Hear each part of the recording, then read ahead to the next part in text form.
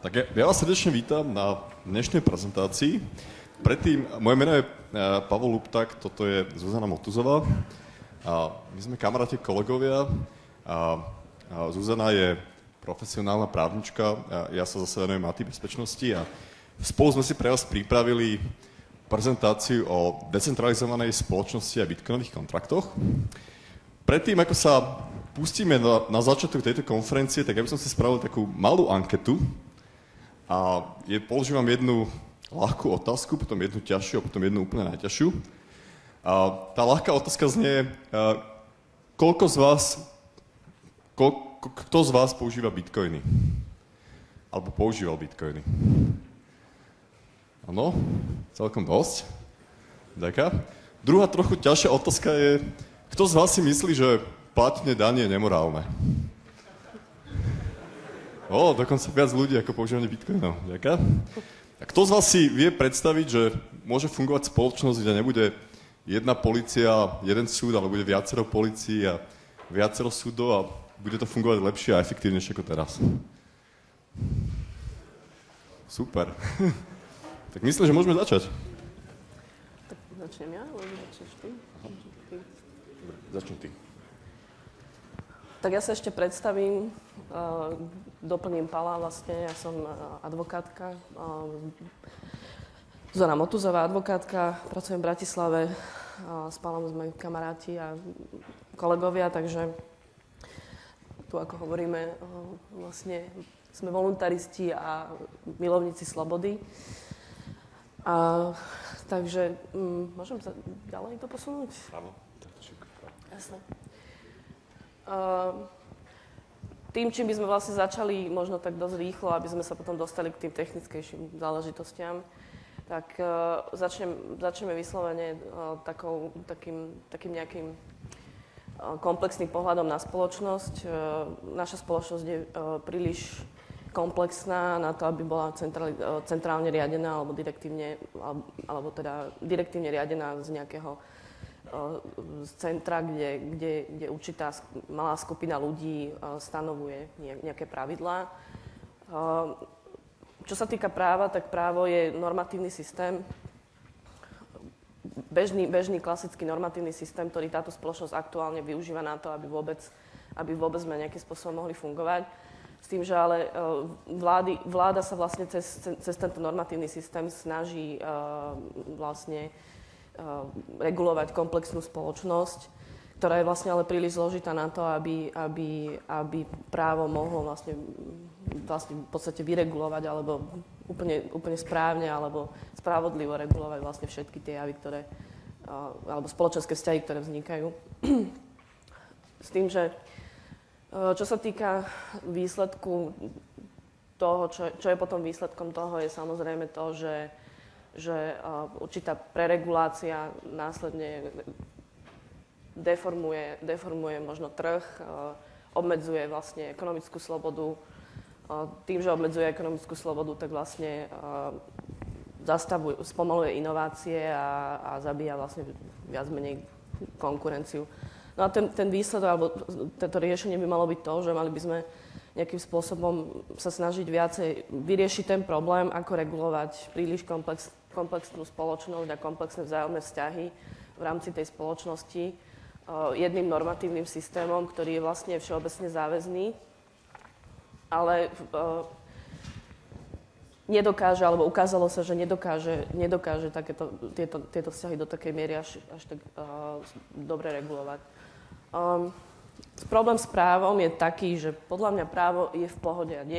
Právo nie je nič zlé. Právo je proste vec, ktorá bola vymyslená, alebo proste postupne k nej spoločnosť dospela na základe toho, že pre určité normatívne systémy, ako nejaká morálka, alebo etika, alebo nejaké pravidlá, čo aj v rámci nejakej rodiny, alebo čohokoľvek, už nestačili na proste reguláciu celej spoločnosti.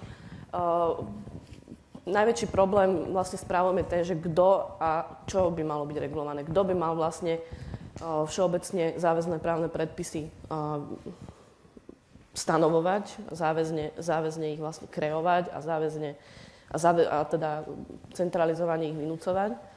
A samozrejme, že čo by malo byť vlastne regulované, pretože je veľa vecí, ktoré si ani neuvedomujeme a sú regulované a nemusia byť regulované. Hej. Keď si prečítate niektoré zákony, tak budete prekvapení, že čo všetko vlastne spoločnosť reguluje. Pozrite si, ja neviem, zákon o rodine, alebo si pozrite devizový zákon, ktorý komplexne reguluje to, čo by sa stalo v prípade, že by prišla nejaká situácia, ktorá by ohrozovala ekonomiku krajiny.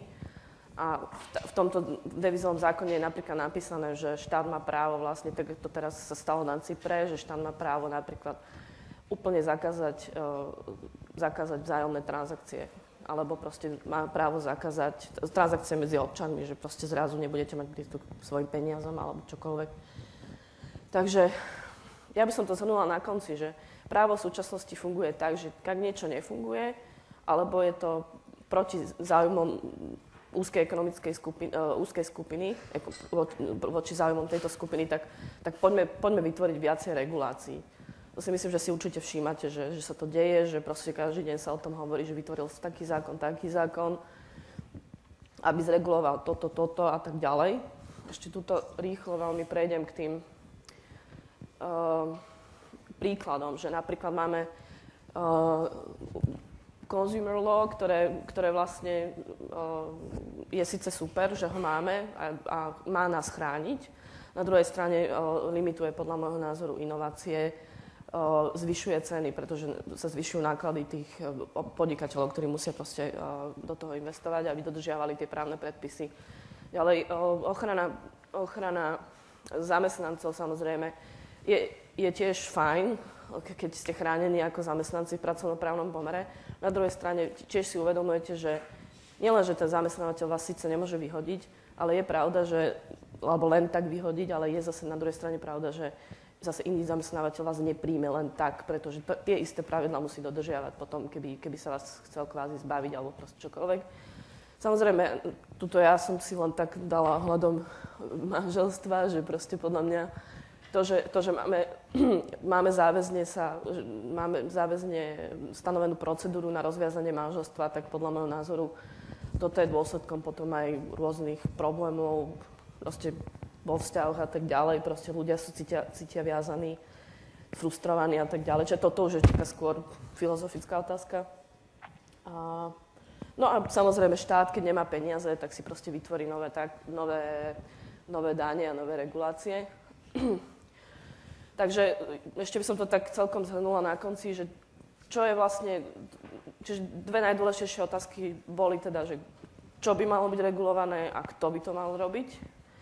V súčasnosti to robí parlament, ktorý je volený len na 4 roky, čiže tým pádom za ten čas, čo vytvorí parlament, môže byť prakticky čokoľvek. A ak si všimnete, tak my máme síce v ústave, myslím aj vy v Čechách, aj my na Slovensku máme článok 38, ktorý hovorí, že máme právo na občiansku neposlušnosť, ale keď som sa pýtala treba starších advokátov, alebo ktorí sa viacej zaoberajú štátnym právom, tak mi nevedeli odpovedať, že čo to vlastne je, akým spôsobom by sa to dalo, čo je tá občianská neposlušnosť. Čiže na jednej strane existujú záväzné pravidlá, ktoré vždycky musíme dodržiavať. Ak nastane porušenie zo strany vlády, nemáme absolútne žiadne reálne prostriedky a také, ktoré okamžite by sme využiť na to, aby sme proste zasiahli proti porušovaniu práva zo strany napríklad vlády, ministrov alebo kohokoľvek. Takže to len tak na záver s tým, že ešte ako z mojej strany, čiže právo je teraz v súčasnosti, dá sa povedať, že istým spôsobom, napriek tomu, že právo nie je zlé, podľa mňa, ja tvrdím, že právo je fajn, je tým pádom zneužívané istým spôsobom na to, aby presadzovalo isté ekonomické záujmy. To znamená, že sa dáne proste zvyšujú, alebo proste, že sa, keď niečo sa niekomu nepáči, tak si na to vytvorí proste nejaký predpis. A samozrejme, že ešte ďalšia vec je, že právo niekedy reguluje situácie, kedy iné normatívne systémy, alebo o ktorých vlastne budeme ďalej hovoriť, v podstate by mohli pracovať oveľa viac efektívnejšie. Tu hovorím hlavne o takej zmluvnej slobode, o tom, že napríklad aj rodinnoprávne vzťahy môžu byť regulované predsa úplne slobodne, na čo potrebujeme na to, proste rozvody v rámci súdnych konaní a tak ďalej. Takže to je tak zatiaľ. Čo poďme. No, dobre. Ja by som sa teraz dostal vlastne k takému slávnemu ekonómovi Friedrichovi Haykovi, ktorý celý život vlastne skúmal rôzne ekonomické vzťahy a nakoniec prišiel na takú zaujímavú vec, že technicky žiadny ľudský mozog, žiadny jeden konkrétny človek nedokáže obsiahnuť alebo nedokáže determinovať konsekvencie akýchkoľvek ekonomických regulácií. To znamená, že keď nejaký český alebo slovenský politik povie, že toto treba proste regulovať, toto treba proste zaviesť takýto zákon, ktorý toto bude prikazovať alebo vynúcovať, tak ten politik nie je schopný čisto technicky determinovať negatívny dopad, kde všade aký potenciálny dopad to vlastne môže mať. A tak pán Hayek prišiel na to, že najlepší spôsob, čo s tým robiť, je nejako nezavádzať žiadne ekonomické regulácie a nechať to vlastne laissez-faire, to znamená nechať neregulovaný voľný trh, ktorý si má žiť vlastným životom a je toto najlepšie, na čo sme prišli, pretože žiadny politik, žiadna skupina politikov nedokáže determinovať negatívne konsekvencie svojich rozhodnutí. Áno, takže... Respektíve, aj keď ešte by som dodala, že ak si aj niekto myslí, alebo nejakí odborníci, ktorí pripravujú návrhy zákonov, si týkajúce sa napríklad práve regulácie ekonomických vzťahov, tak čokoľvek, akýmkoľvek spôsobom oni vytvoria, tak v zásade v rámci ekonomických vzťahov naozaj nie je možné predpokladať tie skutočné výsledky, aký to bude mať naozaj dopad. Proste ekonómia nie je exaktná veda. Takže on to som chcel povedať. Dobre, a teraz sa dostávame k úvodu našej prezentácie. To bolo len intro, čo ste teraz videli. Čo bude obsahom našej ďalšej prezentácie? Budeme hovoriť o decentralizovanom právnom systéme, ako by taký právny systém reálne technicky fungoval. O decentralizovanom internete, o mesh sieťach, ako by to fungovalo, o decentralizovanej mene, nie len bitcoinoch, o decentralizovaných kontraktoch, právnych zmluvách medzi samotnými fyzickými alebo právnickými entitami, o decentralizovaných registroch, ako napríklad kataster alebo centrálny štátny register aut. Vysvetlíme si napríklad, ako by vyzeral obchod v decentralizovanom svete, s tým, že neexistujú nejaké centrálne databázy, a zamyslíme sa nad našou potenciálne decentralizovanou budúcnosťou. Dobre. Dobre. Neviem. Počkaj. Ešte ďalej. No, mohla by som určite aj ja k tomu, samozrejme, toto je tiež dôležitá vec z pohľadu právnika, alebo z pohľadu toho, ako to vidím ja, vzhľadom k tomu, že treba chodím na pojednávania a stretávam sa, priamo som konfrontovaná so štátnou mocou, keď zastupujem svojich klientov a presadzujem ich záujmy. V súčasnosti tie súčasné problémy práva alebo jeho výkonu alebo aplikácie zo strany štátnej moci je taký, že ak máte napríklad akýkoľvek súd, kde prídete a máte nejaký spor, tak ten súdca konkrétny nemá v podstate žiadny, alebo ten súd ako inštitúcia, nehrozí mu vlastne nesprávnym rozhodnutím strata nejakej reputácie. Akože v zásade, ak sa aj dozviete, že napríklad nejaký sudca urobil niečo zlé, tak málo kedy sa jednak dozvedáme o takomto, lebo tej korupcie tam určite je dosť.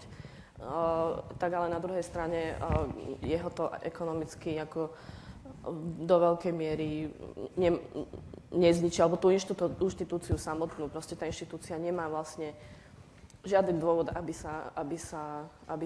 investovala do efektivity, aby rozhodovala spravodlivo a tak ďalej. Funguje to všetko len na základe istého, podľa mňa,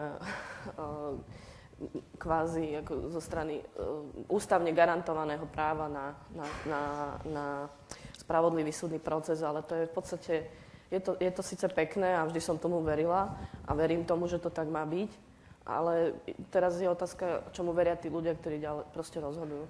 A samozrejme, že nie je tam žiadne riziko z krachu tých inštitúcií, To, čo sa týka tých inštitúcií, tak čo sa týka fundovania alebo teda financovania takýchto inštitúcií, tak sú financované vlastne zo strany občanov, ktorí sa na to musia vyzbierať daňami.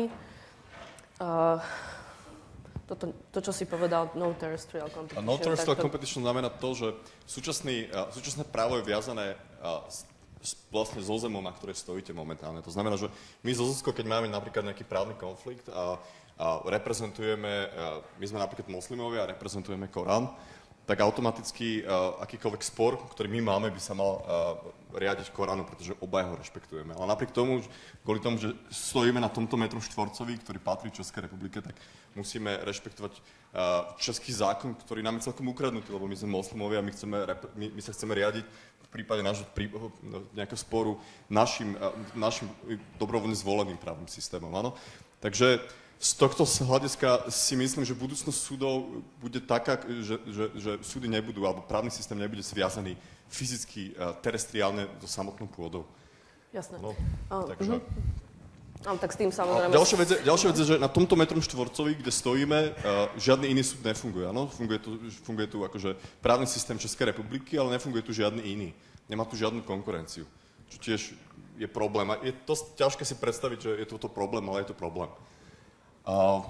Takže myslím, že môžeme ísť rovno ďalej, lebo mám trochu málo času, takže by som to urýchlil. Citoval by som takého človeka, ktorý sa venuje decentralizovanému právu, Davida Friedmana, ktorý povedal, že produkovanie zákonov nie je o nič jednoduchší problém ako výroba alebo produkcia aut alebo potravín. A keď naše vlády zlyhávajú v také základné veci ako vyrábať auta alebo potraviny, prečo od nich očakávame, že sú schopné vytvoriť dobré a efektívne právo? Áno, to je taká otázka, ktorá stojí za zamyslenie. Dobre, a teraz asi veľmi stručne, tak behom 5 minút by som vysvetlil, ako funguje právna ochrana v decentralizovanej spoločnosti. To si veľmi veľa ľudí nevie predstaviť. V každom prípade vyzeralo by to nejako tak, že fungovali by právne agentúry, podobne ako nejaké poisťovne, ktoré by zastupovali ľudí a teda decentralizované súkromné právne agentúry a súkromné súdy.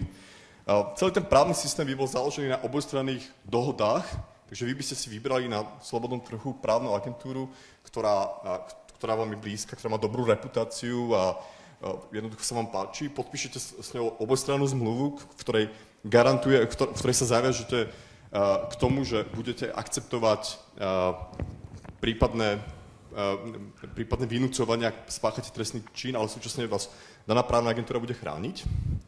A tá samotná právna agentúra, ja by som to možno zobral na nejakom príklade, že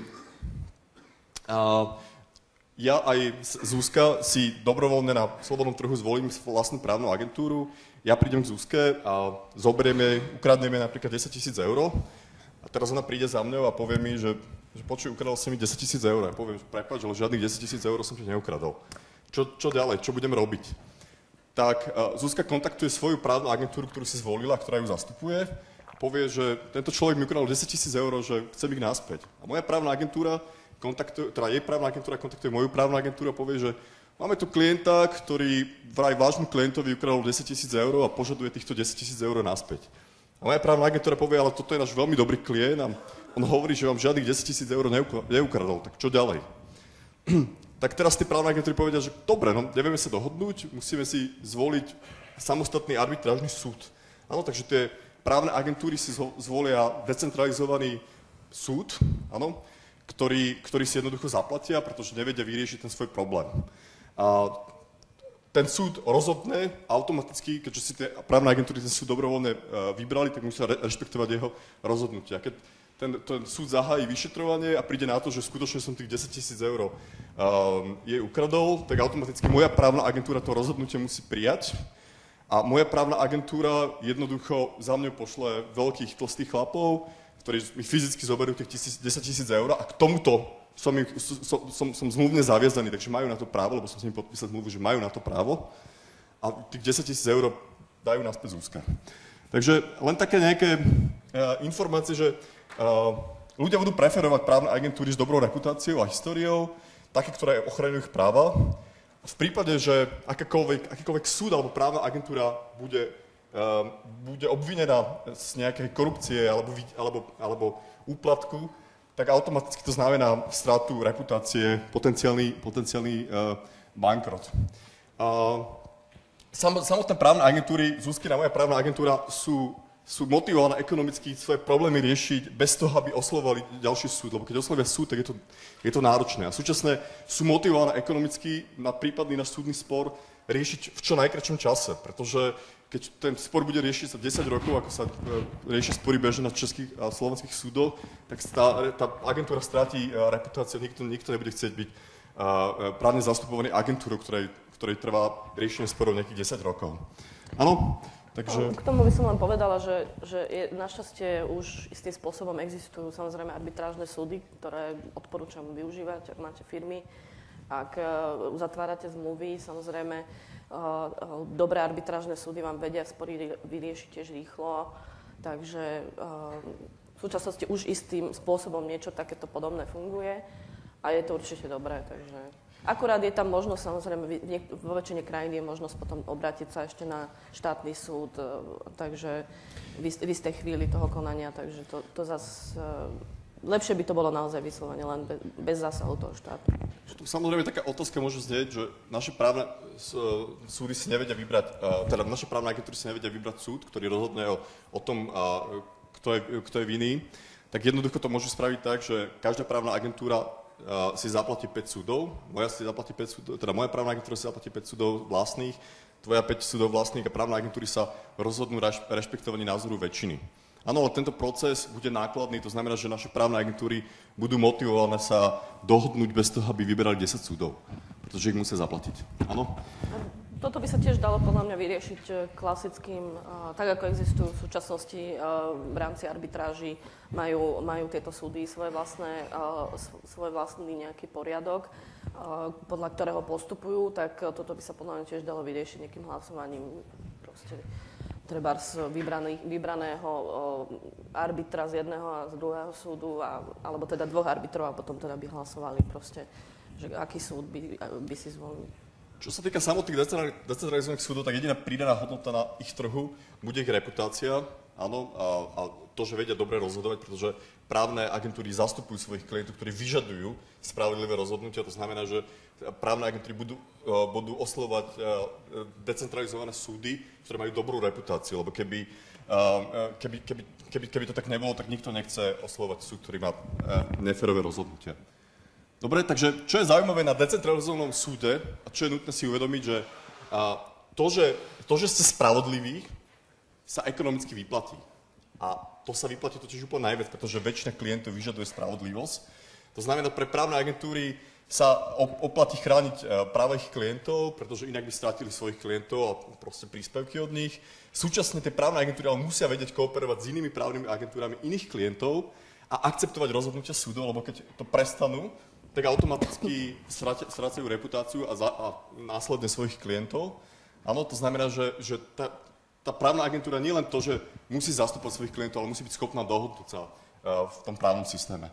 A súčasné tie samotné súdy musia vykonávať férové rozhodnutia, pretože ich klienti, čo sú právne agentúry, by si v opačnom prípade neobjednali a nechceli od nich žiadne rozhodnutia. A teraz také typické argumenty. Ale počkať, ale tento systém sa mi vôbec nepáči, pretože v tomto systéme hoci kto môže prísť, doniesť veľmi veľa peňazí a jednoducho tú súkromnú právnu agentúru alebo súkromný decentralizovaný súd skorumpovať. Ale treba si uvedomiť, že toto riziko je v podstate pravdepodobnejšie v súčasnom systéme, v súčasnom centralizovanom štátnom systéme, pretože český a slovenský štátny súd nemá riziko straty reputácie a riziko bankrotu. Áno? Na Slovensku máme Harabínov súdny systém, ktorý má reputáciu zápornú podľa mňa, ak sa niečo také dá vyjadriť, a keby si mal niekto dobrovoľne vybrať slovenský právny systém, tak si ho z tohto dôvodu nevyberie a vyberie si radšej nejaký decentralizovaný súkromný súd, ktorý má dobrú reputáciu. Áno? Takže ten systém už nemá nikde klesnúť, nemá riziko samotného krachu.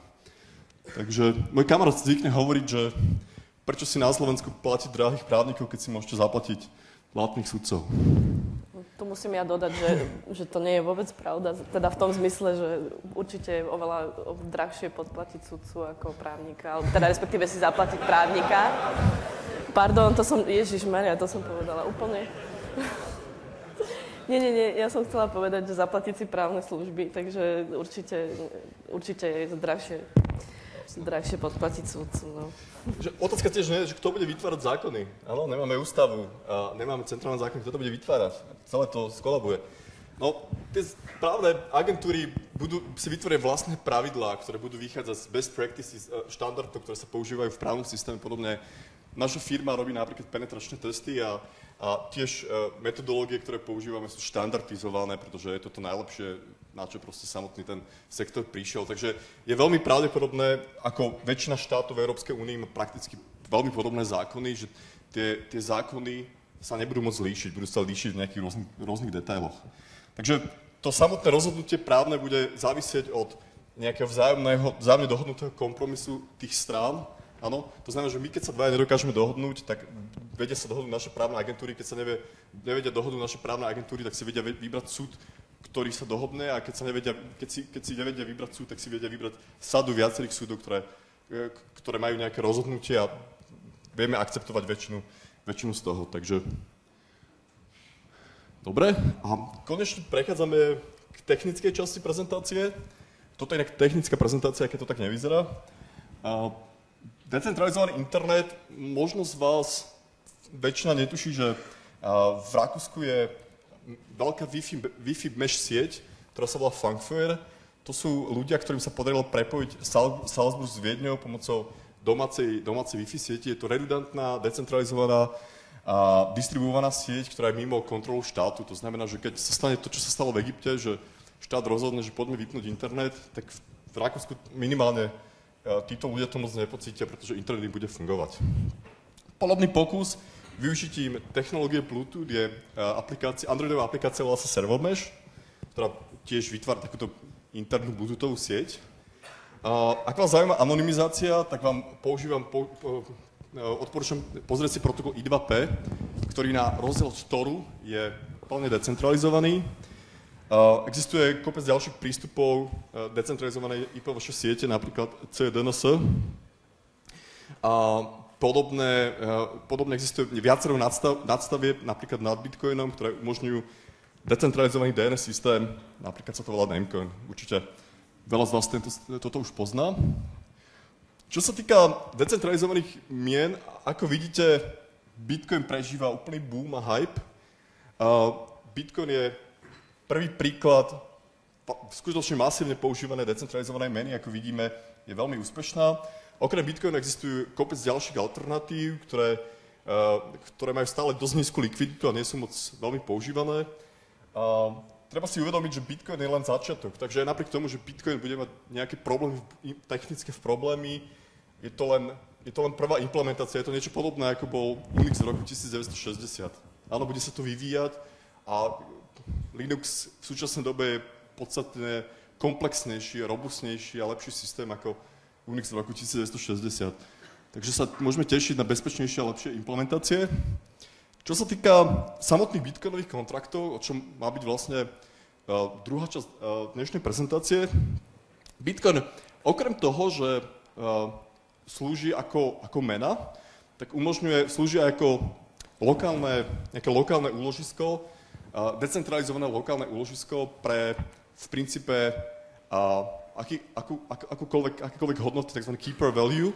Áno, takže tam môžete ukladať rôzne informácie, niektorí šialenci do bitcoinového blockchainu ukladajú napríklad nejaké citáty z Biblie, nejakí ľudia tam uložili ASCII art Bernankeho, šéfa Fedu, takže do samotného bitcoinového blockchainu sa dá uložiť veľa zaujímavých informácií a môže to slúžiť ako decentralizované úložisko na rôzne ďalšie veci. Ja mám tu vymenované, že na čo sa dajú použiť samotné bitcoinové kontrakty.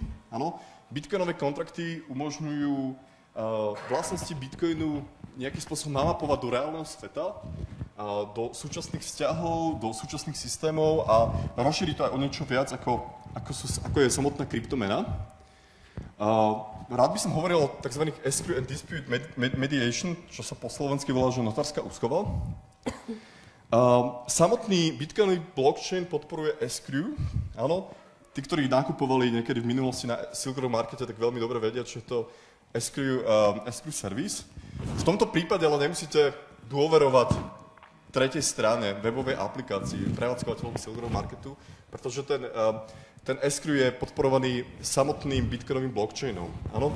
To znamená, že čo je vlastne tá notárska úschova, je to, že keď máte decentralizovaný svet a robíte biznis a nedôveríte koncovej strane, napríklad kvôli tomu, že tá strana je anonymná, napriek tomu chcete, aby ten biznis dopadol dobre, tak sa dve strany dohodnúte na nejakom sprostredkovateľovi, nejakom mediátorovi.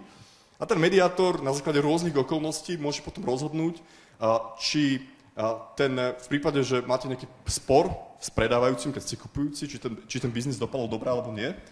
Keď ten mediátor rozhodne, že právo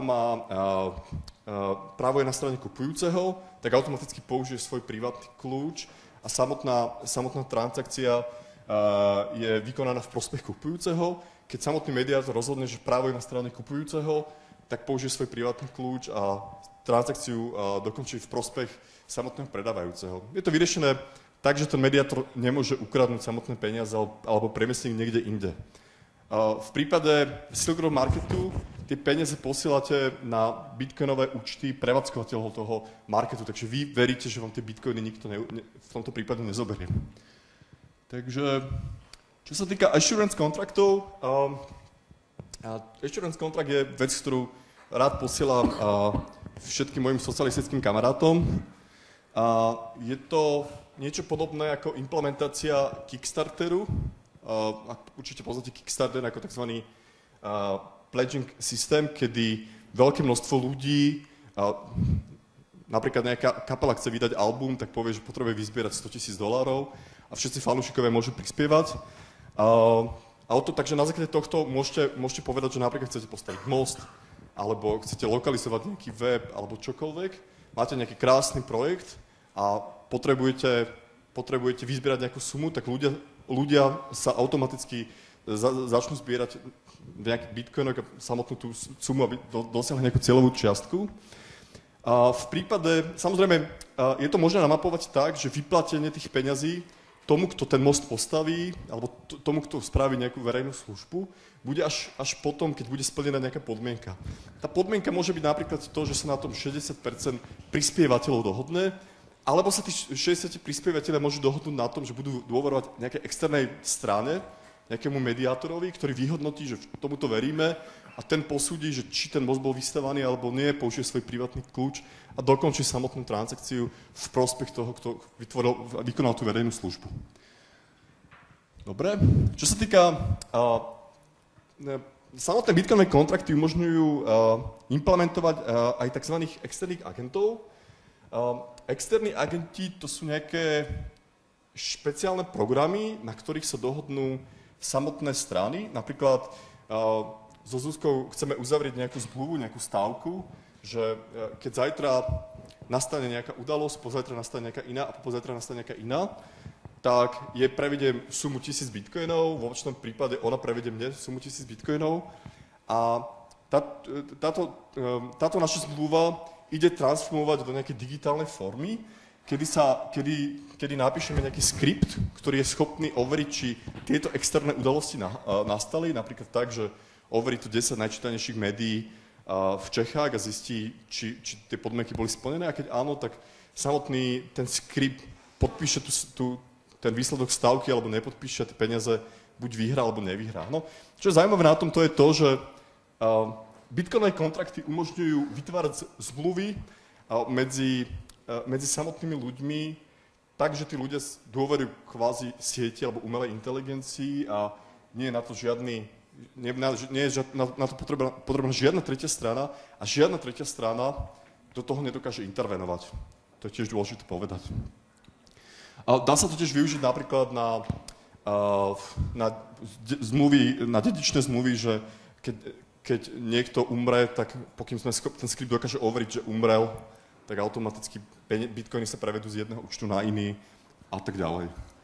Takže... Ja by som možno k tomu dodala, že vlastne až vlastne vznikom tejto virtuálnej meny je umožnené vlastne to, že právo je možné aplikovať alebo určité pravidlá proste nejakým spôsobom implementovať do zdrojového kódu, o čom sa už hovorilo už napríklad už aj v roku 2004 na konferencii Cyberspace v Brne, kedy vyslovene to boli len také prvé nejaké náznaky toho, že ako by to mohlo fungovať, pričom vtedy nikto, myslím, že veľmi ani nevedel, ako by to mohlo fungovať, a skôr sa hovorilo o tom, že čo sa týka prehliadania napríklad webov, alebo keď ste vtedy prevádzkovali nejakú službu, tak dokázali ste si implementovať nejaké pravidlá pomocou kódu, proste, že k čomu má užívateľ prístup alebo nemá prístup, alebo proste blokovanie niektorých stránok z niektorých štátov a tak ďalej. Ale až v súčasnosti, až teraz vlastne vývojom tých technológií a príchodom Bitcoinu sa vlastne začalo byť možné vlastne realizovať proste transakcie. Takže toľko. Samotný Bitcoin môže byť použitý ako framework pre rôzne nezávislé meny. Je koncept, ktorý sa volá, že farebné satoshi. Väčšina, možno niektorí nevedia, ale satoshi je najmenšia už ďalej nedeliteľná časť samotného Bitcoinu. Je možné vytvoriť využitím farebných satoshi kompletne nový free banking systém. Pre tých, ktorí nevedia, čo je to free banking systém je taký, kde každý človek si môže založiť vlastnú banku, každý človek si môže vydávať vlastnú menu, jediné, čo potrebuje, ukecať tých ostatných, aby to používali. Áno, takže ukeca znamená to, že musí niečím garantovať, poskytovať nejaké záruky, musí tú menu niečím reálne kryť, musí mať dobrú reputáciu na trhu, históriu a tak ďalej. Áno, takže treba očakávať, že v blízkej dobe, ak centrálny bankový systém bude chcieť prežiť, tak sa bude musieť uberať zrejme týmto smerom. To znamená využívať Bitcoin čisto ako transakčné médium a používať bitcoinové blockchainy na to, aby vydávali nejaké farebné satoshi. Farebné satoshi znamená to, že nejaká veľká banková inštitúcia jednoducho povie, že vydávam keď im prinesiete kilo zlata alebo 1000 eur, tak vám vydá jedno farebné satoshi, za ktorý, to je nejaká garancia a to samotné ofarbenie znamená príslušnosť banky a znamená to, že prešlo to samotným verejnou adresou tej bankovej inštitúcie alebo tej bankovej spoločnosti. Automaticky vy môžete tým farebným satoshi platiť, meniť na niečo iné a keď to pošlete naspäť, tak minus nejaká provízia vám to tá banka vyplatí naspäť. Áno, takže to je nejaký taký virtuálny, digitálny cenný papier, ak sa to dá predstaviť. Tu sú chalani, ktorí vám to budú vedieť vysvetliť určite lepšie, ak sa k tomu dostanú. Dobre. Bitcoinové kontrakty umožňujú tiež mikroplatby. To znamená, že bitcoinové transakcie sú síce lacné, ale nie sú úplne zadarmo. Keď používate klasický Bitcoin QT klient, tak platíte nejaký minimálny poplatok za transakciu. Bitcoinové transakcie sú relatívne pomalé, môže trvať až niekoľko hodín. Preto existuje spôsob, ako využitím bitcoinových kontraktov vykonávať mikroplatby. To znamená, že prídete niekde a zaplatíte si pomocou bitcoinov alebo satoshi Wi-Fi prístup. Áno? A samotná tá platba je okamžitá a nepotrebujete čakať, kým vám dobehne celá plnohodnotná bitcoinová transakcia. Ako som spomínal, tak Bitcoin sa dá využiť ako decentralizovaný register. Bitcoinový blockchain môže byť použitý ako decentralizovaný register akéhokoľvek majetku, aut, napríklad domov, telefónov a tak ďalej. V samotnom Bitcoinovom blockchaine môžu byť referencie alebo ukazovatele do nejakých iných decentralizovaných databáz, kde bude kompletný popis napríklad samotných nehnuteľností, áno, kataster. Čo sa týka prevodu majetku, napríklad chcete predať auto alebo chcete predať dom, tak to je realizované pomocou dvoch prepojených transakcií, kedy jedna transakcia prevádza peniaze od kupujúcemu k predávajúcemu a druhá transakcia prenáša vlastníctvo alebo doklad o vlastníctve zo strany obchodníka na stranu kupujúceho. Teraz mám, že úplne najtechnickejší slajd, ktorý by som chcel vysvetliť, ako by vyzeral predaj auta v decentralizovanom svete. Každé auto, ktoré sa vyrobí, tak bude obsahovať nejaký kľúč vlastníctva, ktorý bude depozitovaný, nejaký privátny kľúč, ktorý bude depozitovaný nejakou ľubovoľne malou sumou bitcoinu, áno, napríklad 0,01 bitcoinu. A automaticky to auto, ktoré sa vyrobí, bude obsahovať počítač alebo nejaký špeciálny imobilizér a podobne ako teraz prídete do auta, stlačíte kľúčik a to auto sa vám odblokuje a môžete naštartovať, tak sa budete autentifikovať voči svojmu autu s tým svojim ownership kľúčom, nejakým vlastným kľúčom, pomocou ktorého dokážete tiež automaticky ten ownership preniesť na niekoho iného tým, že presuniete tú depozitovanú čiastku 0,001 bitcoinu. Keď ste kupujúci, tak chcete si kúpiť to auto, prídete predávajúcemu, vygenerujete nejaké náhodné číslo, áno, nejaké veľké náhodné číslo, toto náhodné číslo dáte kupujúcemu a kupujúci teda predávajúcemu a predávajúci toto náhodné číslo pošle do počítača auta. A teraz auto automaticky vráti všetky svoje údaje o sebe, ktoré sú digitálne podpísané jeho privátnym kľúčom, ktoré obsahujú toto náhodné číslo, takže viete, že odpoveda na vašu žiadosť. Vráti to verejný kľúč samotného auta, vráti to všetky technické dáta o tom aute, vráti to verejný kľúč momentálneho vlastníka. Takže vy ako kupujúci viete overiť, že je to odpoveď akorát na váš dotaz, na vašu žiadosť. Viete overiť, či to auto, ktoré kupujete, spĺňa všetky technické požiadavky, ktoré chcete kúpiť a viete overiť, či ten človek, od ktorého to kupujete, je skutočne ten človek, ktorý to auto vlastní a nie je to auto ukradnuté napríklad. A potom, ako samotný kupujúci, vytvoríte takú špeciálnu transakciu, ktorá má 2 vstupy a 2 výstupy.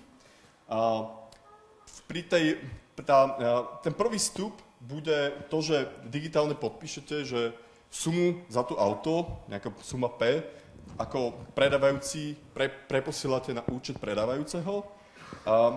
Samotný vstup bude namapovaný na presun T-coinov, ktoré určujú vlastníctvo toho auta zo strany predávajúceho na strany kupujúceho.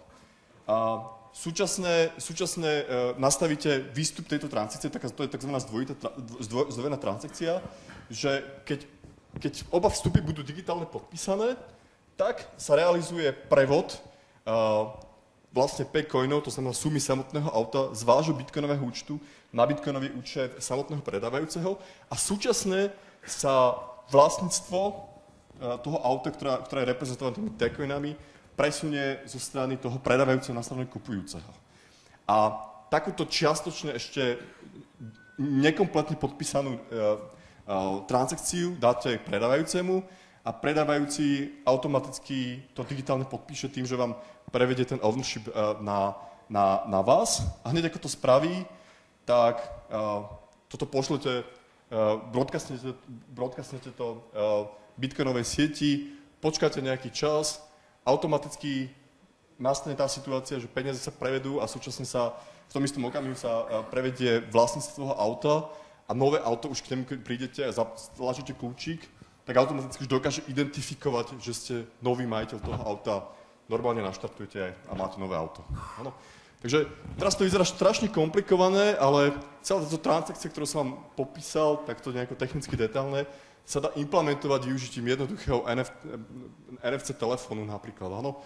Takže technicky je to implementovateľné, vyžaduje to nejaké technické zmeny do samotného auta a osobne očakávam, že tak 10-20 rokov toto bude, že bežná prax. Takže... Dobre. Treba si uvedomiť, že v súčasnej dobe už máme technológie na to, aby sme dosiahli plne decentralizovanú spoločnosť a keď nemáme, tak tie technológie sa stále vyvíjajú a stále sa to inovuje a zlepšuje. Rád by som citoval výrok môjho kamaráta Franka Browna, ktorý povedal, že technology leads, politicians just follow. To znamená, že technológie udávajú smer a politici to len nasledujú. V tomto prípade to skutočne platí.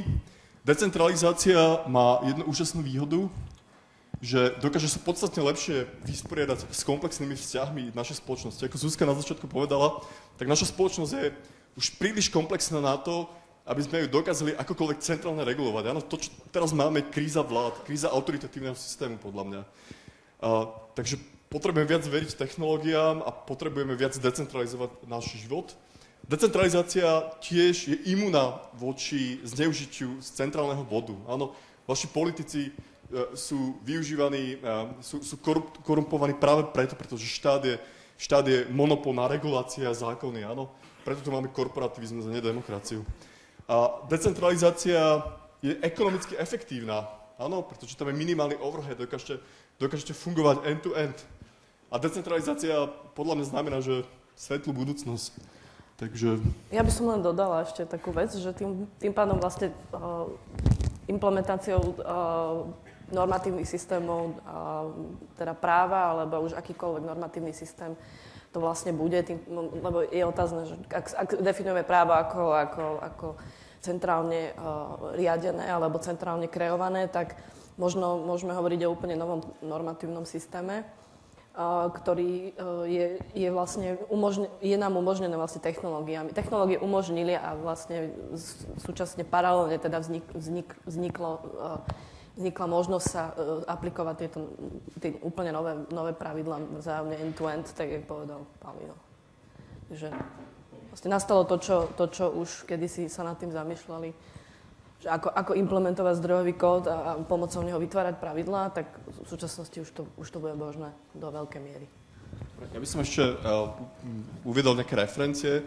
To, čo som teraz hovoril, tak to nie je vôbec z mojej hlavy, nad tým sa zamýšľa veľmi veľa ľudí už veľmi veľa rokov. Čo sa týka decentralizovaného zákonu, tak vám odporúčam dielke Davida Friedmana, Hans Hermann Oppel, Stefana Kinselu. Čo sa týka Bitcoin kontraktov, tak taký najaktívnejší človek v Bitcoin komunite je Mike Hearn. Ľudia, ktorí o tom napísali skvelé papery, v ktorých sme vychádzali v tejto prezentácii, je Nick Szabo a Alexander Tabarrok. A potom ešte sme dostali inšpiráciu v množstve našich kamarátov a priateľov, ktorí sa venujú Bitcoinu ako takému. Takže to je všetko. Ďakujeme pekne za pozornosť.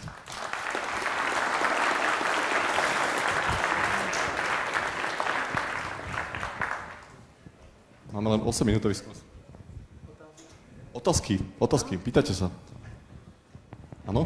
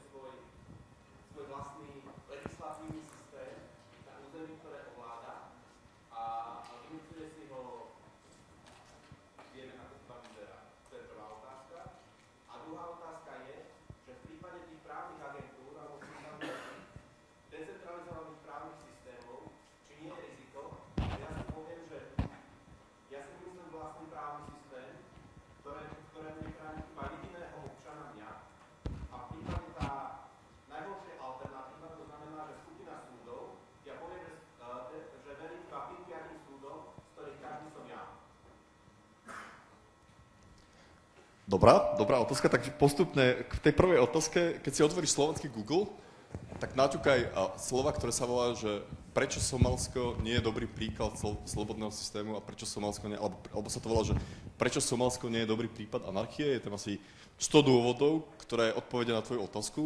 Len veľmi stručné, v Somálsku nie je decentralizovaný slobodný systém, tam je len absencia vlády a všetci tí ľudia tam očakávajú vodcu. Áno, takže to je, by som skôr povedal, že politický systém ako taký reflektuje mindset samotných ľudí. Áno, to znamená, že keby sme teraz boli v stredoveku, tak som viac ako presvedčený o tom, že by sa ti nepodarilo takouto prednáškou presadiť žiadnu demokraciu. Áno, to znamená, že tí ľudia, ktorí žijú v Somálsku, očakávajú vodcu, majú tak nastavený mindset, podobne ako väčšina ľudí, čo tu sedí, si myslí, že demokracia je ten najlepší systém, ktorý máme a aj napriek svojim problémom nič lepšie neexistuje. Áno? Takže problém Somálska je taký, že tí ľudia očakávajú vládu, očakávajú centralizovanú moc a očakávajú autority. Áno? Ako to je, ľudia, o ktorých hovorím ja, ktorí riešia bitcoiny, tak to sú ľudia, ktorí autority neočakávajú a vedia si predstaviť fungujúci ten systém nejako inak. Takže ja nehovorím, že to, čo som popísal, bude v reálnej dobe fungovať, ale hovorím o tom, že minimálne tá kryptoanarchia, o ktorej som tu mal aj pred rokom prednášku, ako vidíte, úspešne funguje a Bitcoin sa stáva hype a je to proste bublina, takže si myslím, že celé nastavenie spoločnosti závisí od mindsetu tých ľudí, ktorí evolvujú. Áno. Veľakrát počujem, že Bitcoin je revolúcia. Ja si myslím, že Bitcoin nie je revolúcia, ale Bitcoin je evolúcia. Hej? Takže bez toho R. Čo sa týka toho druhého argumentu,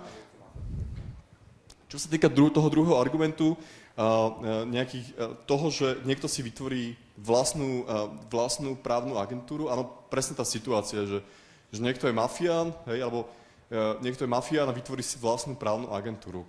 Hej, ale treba si uvedomiť, že 99% ľudí bude s týmto človekom alebo s jeho právnou agentúrou vôbec nebude chcieť komunikovať. Áno? To znamená, že ten človek, tá správna agentúra bude zatratená. Áno, to je ako keby ste robili nejaký druh biznisu a jednoducho budete zlí a ten biznis robiť úplne zle, tak tá majorita biznisu to sú v spoločnosti, ktoré chcú férové rozhodnutia, lebo väčšina ľudí chce spravodlivé a férové rozhodnutia, rozšlapú jednoducho tie spoločnosti, ktoré nie sú férové jednoducho.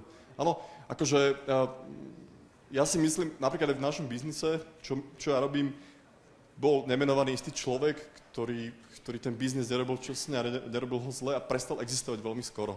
Áno, takže ja si myslím, že ak by aj takáto agentúra vznikla, tak veľmi rýchlo skrachuje a veľmi rýchlo je udúpaná tými inými právnymi agentúrami, ktoré sa vedia dohodnúť, vedia spravodlivo fungovať a fungujú pre 99% populácie. Áno, takže neviem, či je to taká dostačujúca otázka. Ešte taká vec je, že je veľmi ťažké hovoriť o tom, že existuje, že takto by to malo byť. Nikto nevie, ako by to malo byť. Existuje veľa tých ľudí, ktorých som uvádzal v referencii, majú rôzne predstavy, ako by to mohlo fungovať. V každom prípade všetci sú presvedčení v tom, že je to možné a bolo by to efektívnejšie a lepšie. Napríklad v Amerike, keď rušili otroctvo, tak všetci politici riešili to, že si nemôžeme dovoliť zrušiť otroctvo, lebo čo tí ľudia budú robiť? Akože tých otrokov sa neviem, jak to postarať, umrú od hladu proste, čo budú robiť, áno? A boli ľudia, ktorí hovorili, že otroctvo musíme zrušiť a je úplne irelevantné, čo tí otroci budú robiť, ale otroctvo je jednoducho nemorálne, musíme zrušiť. Áno, takže si myslím, že je úplne irelevantné sa zamýšľať nad tým, že čo budú robiť otroci, keď rušíme otroctvo z tohto hľadiska. Takto, či bude počuť? No, počuť. Ako ja v tom vidím možno také tri body som si poznačil. Prvá je, že tuto sa predpokladá, že väčšina ľudí chce spravodlivosť. Ale môžu existovať silné skupiny ľudí, ktorí nechce spravodlivosť a tým pádom to môže dosť narúšať. A môžu si tam prejsť k tomuto, že to je taká prvá. Môžem odpovedať, aby som na to nezabudol? Rovno? Dobre. Akože v prvom rade, že ten systém, ktorý je v súčasnej dobe, týmto mocenským skupinám praje podstatne viac a podstatne viac ich proste propaguje, dalo by sa povedať. A dôvod je taký, že vy keď ste mocenská skupina a máte veľa peňazí, tak si môžete byť veľmi istí, že teraz je to veľmi jednoduché, pretože teraz keď chcem presadiť niečo svoj záujem, a som Penta alebo JNT, tak jednoducho prídem za týmito tromi politikmi, dám im dostatočne veľa kešu a schvália mi reguláciu alebo proste niečo v môj prospech.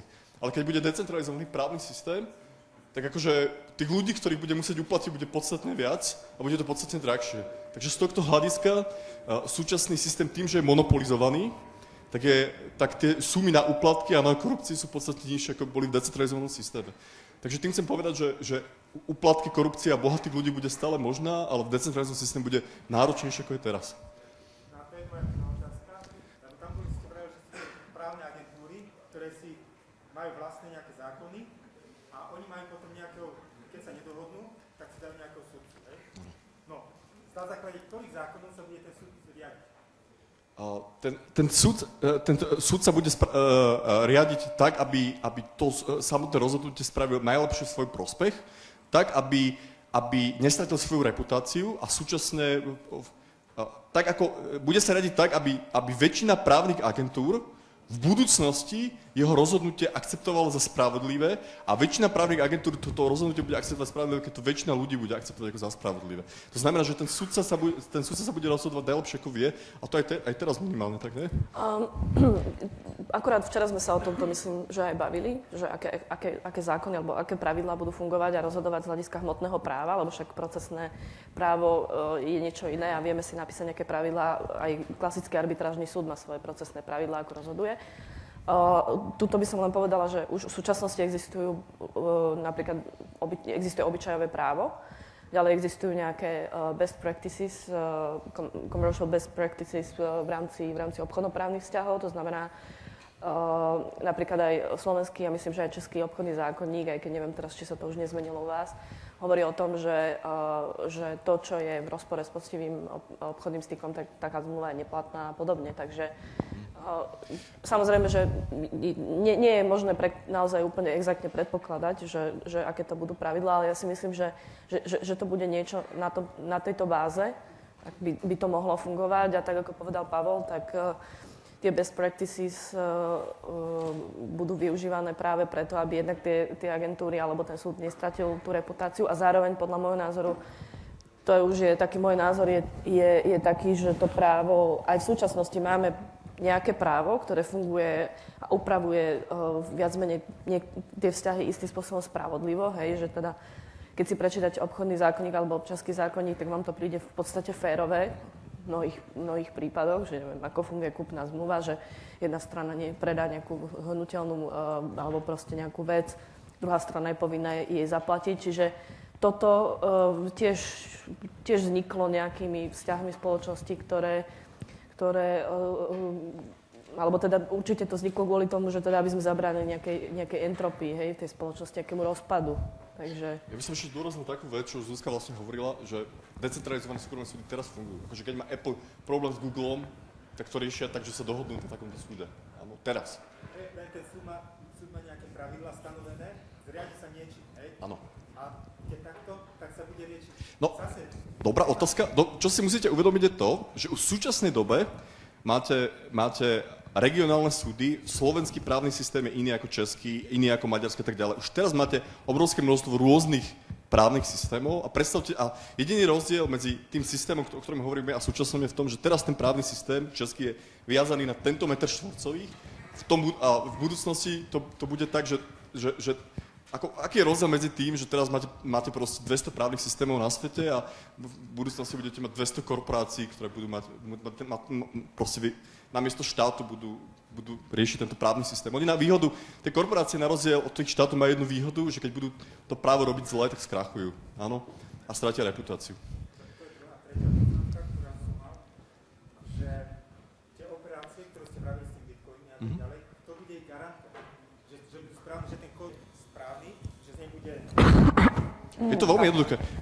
My chceme napríklad podpísať stavku, že sa niečo stane o 1,000 eur a jednoducho sa dohodneme na tom agentovi. No, buď si ten skript, lebo ten zdroj, ak my musíme obaj vidieť, sami napíšeme, alebo keď si ho neviem napísať, tak si zaplatíme externú softwarovú spoločnosť, ktorá je reputovaná na trhu, ktorú oslovíme, že nech pred nás napíše skript, ktorý rozhodne o výsledku našej zmluvy. A môžeme si zaplatiť ten skript a súčasne, keď mám veľa peňazí, môžeme si osloviť inú auditorskú spoločnosť na voľnom trhu, ktorá nám ten skript zaudituje a povie, že áno, nie je tam žiadny backdoor, je to v pohode, môžete to do zmluvy. Takýmto spôsobom. Jednoducho.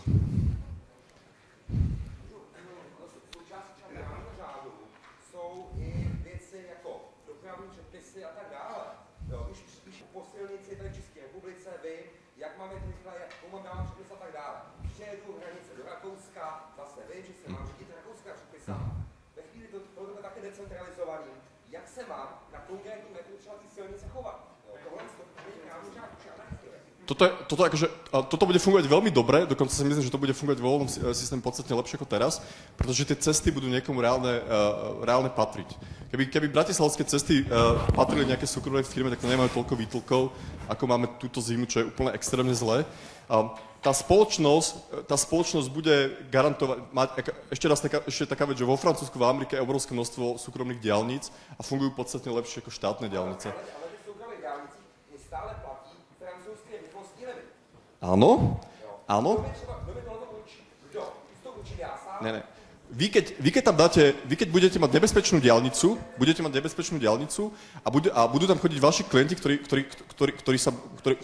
tam budú vašu diaľnicu využívať a náhodou nastane nejaký problém, že kvôli tomu, že tá diaľnica nebude upravená na takú dostatočnú vysokú rýchlosť a tí ľudia budú mať haváriu a škodu, tak obete, ktoré budú mať újmu, vás zažalujú. A vy, keďže chcete eliminovať potenciálne žaloby klientov, ktorí sa tam budú búrať pravidelne, tak automaticky zavedete pravidlá, pretože vďaka tým pravidel a tým limitáciám tej rýchlosti vy dosiahnete väčší zisk, pretože viac ľudí bude používať vaše cesty, lebo sa budú cítiť bezpečnejšie.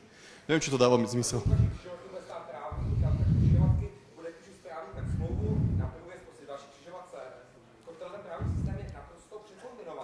To vôbec nie je prekombinované, akože všetky takéto veci sa dajú plne automatizovať a hlavne dajú sa robiť, máme informačné systémy, ktoré sa vedia dohodnúť, akože áno.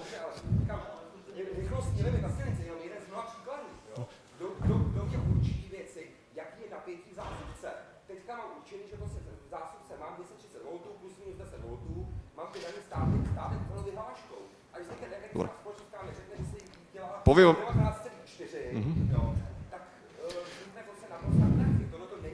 Viete, aká je najväčšia funkčná anarchia v súčasnej dobe?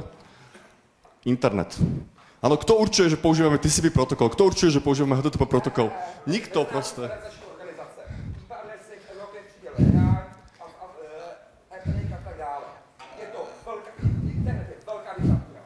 Akože TCP protokol alebo IP protokol pôvodne bol RMOC. Pôvodné štáty proste nechceli vymyslieť IP. To, že sa IP presadilo na internete, bolo len vďaka komunite. Za IP nestala žiadna centrálna inštitúcia.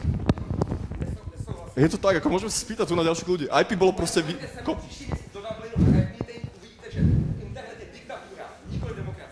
A je to zlé, podľa mňa? A to, čo som hovoril... Nefunguje to preto. Ja vás v tomto momente preruším.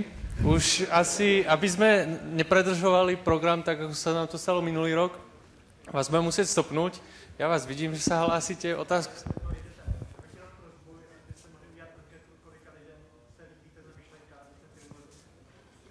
Ktorá myšlienka?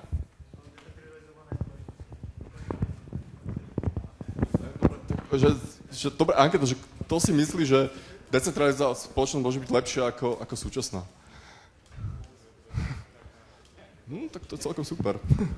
Ďakujem.